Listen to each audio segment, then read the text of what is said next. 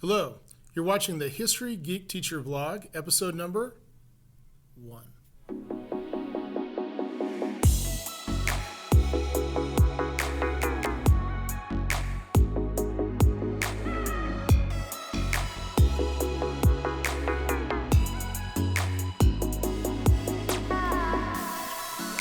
Hi, my name is Eric Langhorst. I teach at Discovery Middle School in Liberty, Missouri, and I teach a combination of things. I teach 8th grade U.S. history, I teach a broadcasting course, and I teach a little bit of technology.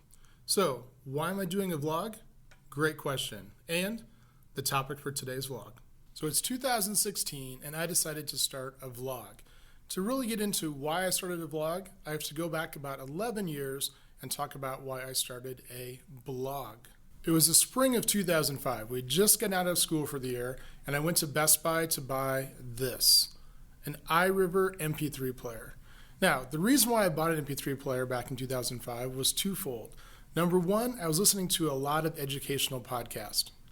I was listening to some of the pioneers of educational podcasting at the time. People like Bud Hunt, Wes Fryer, Steve Dembo, David Warlick, Bob Sprinkle. I was listening to all these guys talk about conferences and ideas they had, and I was totally intrigued by the concept of podcasting. So one, I wanted to buy the MP3 player so I could listen to them, but two, I also wanted to see if I could record my own podcast. Now, I wasn't really sure what I wanted to talk about, but I knew that I wanted to try and experiment and see if I could record my voice on an audio recording, put it up on a vlog, and get it up on iTunes. So my blog and podcast were born. Speaking of history. So now I just had to figure out what I wanted to talk about. So I decided to talk about the three things that I felt I had an interest in: technology, teaching, and history. So I started to take my iRiver with me everywhere I went. If I went to a museum, if I went to go look at something historical, if I would happen to meet up with somebody that I could do an interview with, I would record them, and I just started to jot down ideas in general about teaching and history. Then something crazy happened. People started listening to the podcast, reading the blog, and actually leaving comments on the blog. Suddenly, my ideas were getting out there, and people were connecting back to me. So for the next 6 or 7 years, I created a ton of podcasts at Speaking of History. And you can go back and look at them. There's about 200 of them currently up. I did interviews with people, I went to museums, I had a bunch of lesson plan ideas, and they're all still up and available. But about 3 or 4 years ago, I started to pod fade. Now, I still listen to a ton of podcasts, but for some reason, when I started to get more involved in Twitter and different things, I just started to stop producing podcasts, and I kind of miss it. So recently, I've been thinking a lot about creating a podcast again. Now, in addition to listening to podcasts, I've also been really intrigued lately by vloggers. I've been watching a lot of Casey Neistat.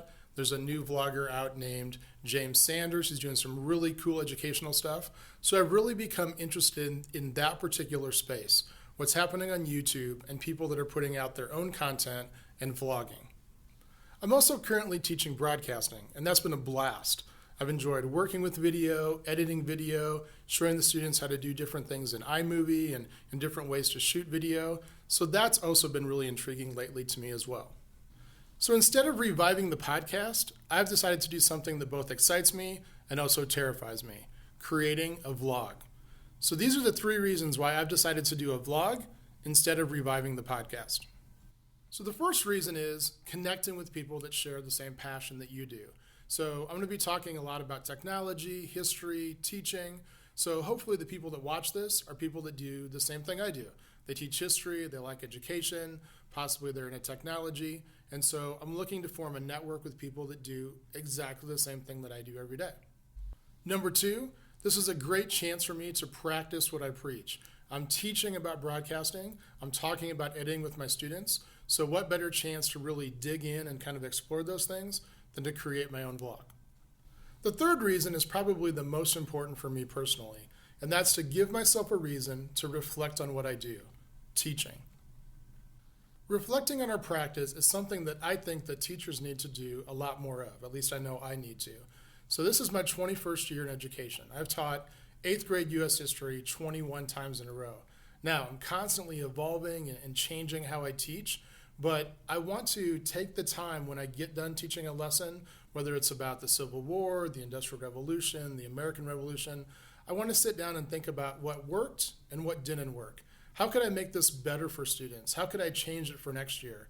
And I found that when I had a blog, I found myself reflecting more on my own practice. I would sit down and think about the things that maybe were great ideas, things that I could change. And so I want to get back to reflecting about what I do on a daily basis, teaching in my classroom. So as I begin this adventure with vlogging, what are my expectations? To be honest, I have no idea. A vague expectation for myself is to try and create a new vlog once about every 2 weeks. It's February, 2016 is about a month and a half into the new year. I think if I could create 25 of these for the entire year, I would consider that to be a huge success. This is not going to be a daily thing. The guys that vlog daily, that is incredible. I love watching their vlogs. There is probably no way I'm going to be able to set that expectation for myself. So I'm thinking once about every 2 weeks or so. In terms of the length of the vlog, I'm thinking probably somewhere between 5 to 10 minutes. And we'll definitely see how it goes once I jump into it. But I definitely don't want to get into something that's too long. I also want to keep it relatively short so I can edit it, and then I can accomplish it in a 2-week time span.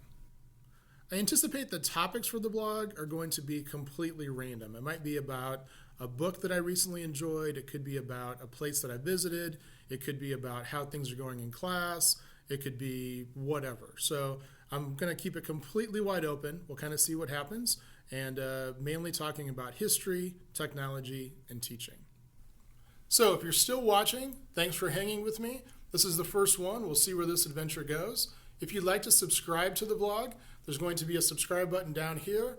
I'm also going to create a page at www.historygeekteacher.com. So if you want to check out different show notes, or you want to find out how to contact me, maybe you have a question, go ahead and go to that website. I'll also continue to blog at my regular blogging site, which is speakingofhistory.com. So we're going to wrap up the first vlog with the way that I used to close out every podcast, and that is, remember, history is so much more than just a bunch of boring old dead guys. Thanks.